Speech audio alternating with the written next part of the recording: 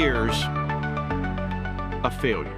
Now that's a little dramatic, but according to the National Assessment of Educational Progress, test scores in the United States are at a 30-year low. Perhaps these 3 decades that have seen increase in unhappiness in school with a decrease in actual success on these tests anyway, maybe it's a clear sign from that data that we as a school system and a nation have picked the wrong thing to measure as a representation of real progress.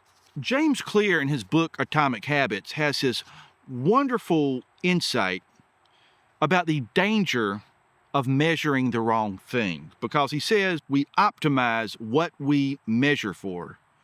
And when you choose the wrong measurement, we get the wrong behavior. In our data-driven world, we tend to overvalue numbers and undervalue anything that's difficult to quantify. And see, the issue is, how do you quantify and measure student joy, student well-being? Because you can't just neatly see it like you can a multiple choice test.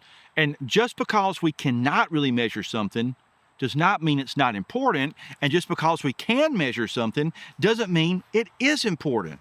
But see, the problem with schools is because we can measure the progress someone has made at how well they perform in a multiple choice ABCD test, then we want to think this is a great representation of overall growth as human beings. And I'm sure in some cases it is, and if you do well on those tests, again, you should be proud, but it's such a limited way that for 3 decades now, we have committed ourselves to this system, and guess what?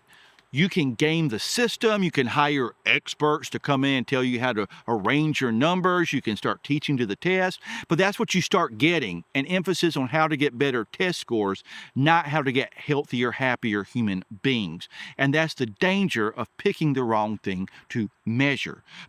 Perhaps it's time to pick something else to measure, like human health, well-being. And we measured and tracked a student's expression of joy somehow, of peace, of fulfillment, of purpose.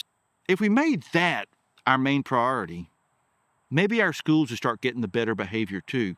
And I bet we'd also start getting better academic results as a result. Cool Vibes. Together we learn, together we grow, together we heal, together we flow. Be cool, every teacher, every school. Be cool, every teacher, every school. Be cool, every teacher, every school.